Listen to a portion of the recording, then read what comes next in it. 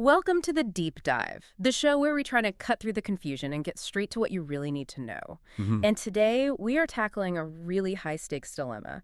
It's one that hundreds of thousands of people in the U.S. are facing. Absolutely. I'm talking about international students, specifically those on an F-1 visa, who are kind of caught between these crushing tuition costs and, well, the gig economy. It's booming. It seems so easy to access. It is a profound conflict, and you have to approach it with just maximum caution. That F-1 visa is a sacred document. Its purpose is purely academic. Purely academic. And that temptation to, deliver for DoorDash or drive for Uber to ease that financial strain is just enormous. But any unauthorized work, it carries these immediate and, frankly, permanent risks. And that's the tension we're diving into. I mean, you're talking about students who are often paying international tuition rates, sometimes triple what domestic students pay. In a country where they are, for the most part, prohibited from earning the money to cover those costs. Right, let alone rent or food. So our mission today is to take this really confusing intersection of U.S. immigration rules, the mechanics of gig work, and the very narrow legal pathways that do exist and just make them crystal clear for you. Let's do it. So, okay, let's unpack this. The F-1 visa, it's a non-immigrant student visa intended solely for education. Why does that classification matter so much when it comes to earning money? It matters because that classification is the entire foundation of the agreement you have with the U.S. government. It means you do not have automatic general work authorization. It's not an open door. Not at all. It is not an open door to the U.S. labor market. That door requires a separate, explicit key. And that key has to be granted either by immigration authorities or, in some cases, your university. Exactly. So when you look at the requirements for, say, just basic gig work, the conflict comes up immediately. To sign up for Uber, for instance, you need to clear a few hurdles. Oh, absolutely. You typically need to be at least 21, have a U.S. driver's license that's, a year or two old, have car insurance. A four-door car. Right, a compliant vehicle. And crucially, every single one of those platforms requires a Social Security number, an SSN, to report your earnings to the IRS. Which means we can just deliver the hard, unequivocal answer right now. For an F-1 student without some other specific authorization, driving for Uber, Lyft, DoorDash, Right. it's strictly illegal. It's illegal. Yeah. And that whole independent contractor thing, Yeah. it's not a loophole. Not a loophole. And we should probably clarify just how broad the government's definition of unauthorized employment really is. Yeah, because it's wider than people think. It's way wider than just getting a regular W-2 paycheck. It includes any paid work off campus without a permit.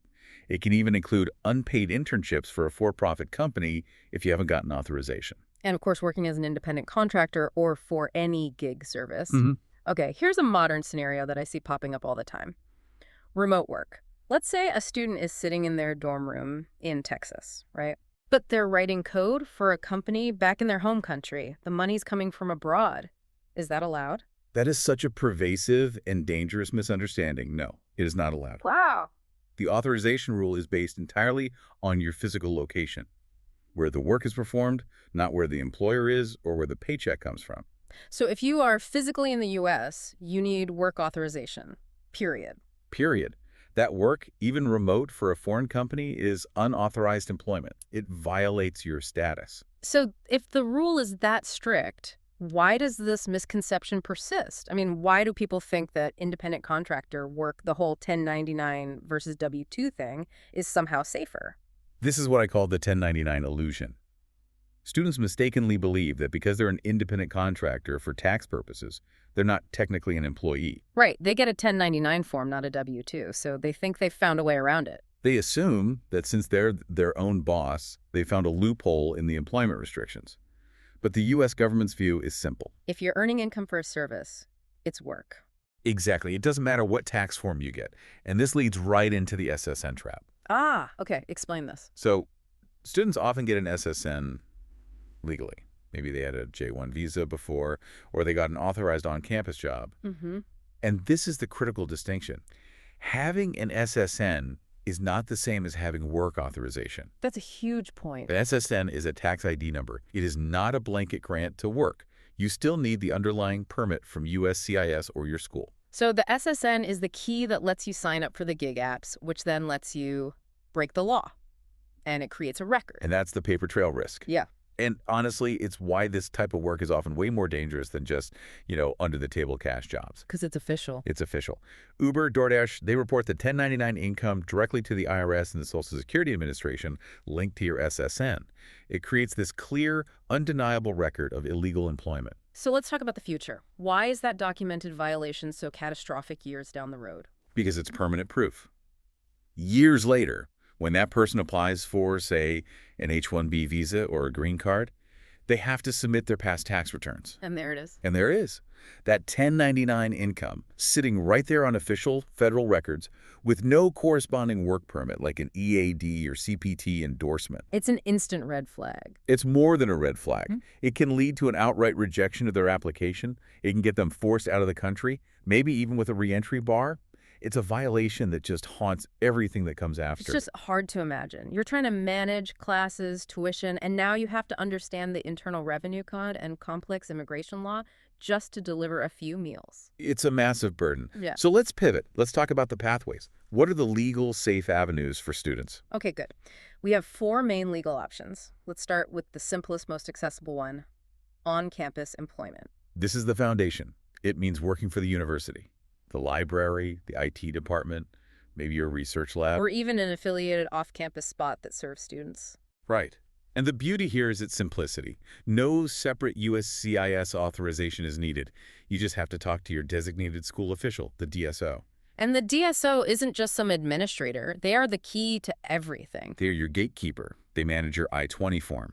For on-campus work, the rule is pretty clear, up to 20 hours a week during the school year. But you can go full-time during holidays and breaks. Correct. Okay, option 2. Off-campus employment based on economic hardship. This sounds like a safety net, but it's really hard to get, isn't it? Exceptionally difficult, and for good reason. First, you have to have completed a full academic year, and then you must prove an unexpected financial collapse, something totally beyond your control. So not just, my rent went up. No, we're talking about the loss of your financial sponsor, a huge medical emergency, a natural disaster back home that wiped out your family's savings is a very high bar. Right. That leaves the 2 big ones, the practical training routes, CPT and OPT. Let's start with Curricular Practical Training, or CPT. CPT is usually the fastest route to getting real-world experience. It's designed to be an integral part of your curriculum. Think an internship or a practicum. And since it's curricular, it's authorized internally by the DSO. Exactly. The DSO just endorses your I-20 form, no waiting for USCIS. And the time limits, is it also just 20 hours? CPT can actually be full-time, but there is a huge caveat here. If you use more than 12 months of full-time CPT, you lose your eligibility for OPT later. So you have to watch that clock. You have to manage that clock very carefully. And this is where we can connect back to the bigger economic system here. We know these massive corporations, Amazon, Intel, Microsoft, Google, they are the top users of CPT year after year. Why? This was one of the biggest surprises for me in this deep dive. It's not just about getting talent, it's financial. How so? Students on CPT are exempt from paying Social Security and Medicare taxes as long as they've been in the U.S. for less than 5 years. And for the employer, that translates to a huge savings. It's a 15.3% payroll tax discount compared to hiring a U.S. citizen or a permanent resident. wow. The incentive for companies to structure internships this way is enormous. It's why CPT authorizations peaked at over 151,000 in 1 year. It's a system that benefits both the student and the employer's bottom line. But bringing it back to our main topic, CPT does not help with gig work. No, absolutely not. CPT must be tied to a specific employer that is listed on your I-20. You cannot use it for freelance work, self-employment, or independent contracting. That is non-negotiable. Okay, so that brings us to our last and most flexible option, optional practical training, or OPT. This is what most students aim for after graduation. OPT is temporary employment. It gives you up to 12 months of experience related to your major.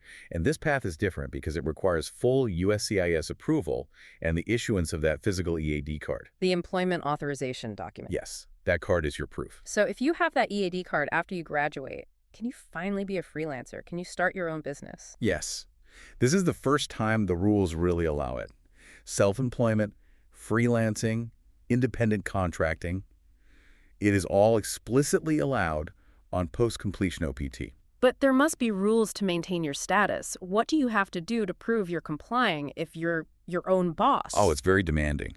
First, The work has to be directly related to your major. Second, you have to work at least 20 hours a week. And third, and this is the most critical part, you must keep meticulous records. What kind of records? Detailed contracts, invoices, list of clients, maybe even a business license.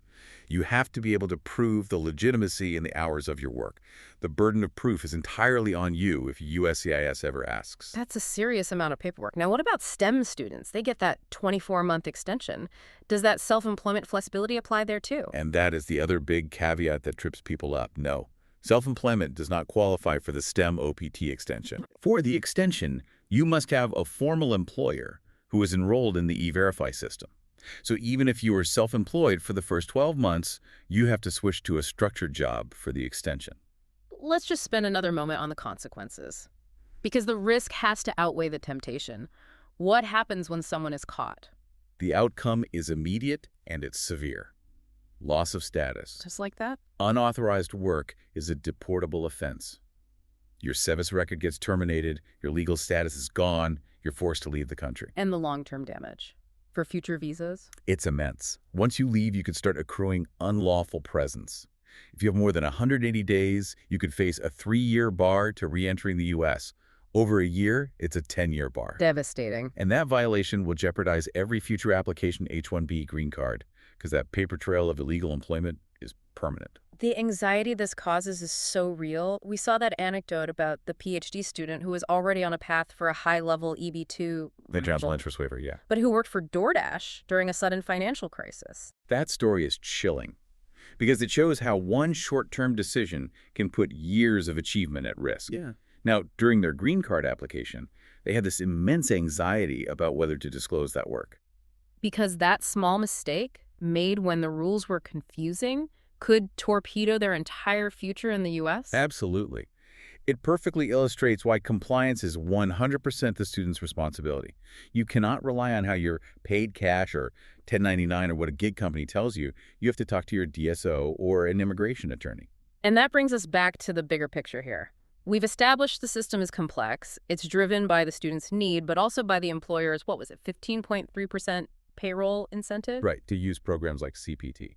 So the system allows students to get experience, but it also creates this huge pool of highly skilled, but also highly restricted labor. Exactly. And understanding these nuances, that your value is immense and that these programs are structured to give companies huge cost benefits, is so important. So compliance isn't just about following the rules. It's about understanding the true economic landscape. It's about moving through the legal pathways with full awareness of your worth and your rights. A great reminder that there are always these invisible economic pressures shaping the opportunities available to you. And that knowledge is really the best defense against risking your entire future for a quick gig. Thank you for diving in with us.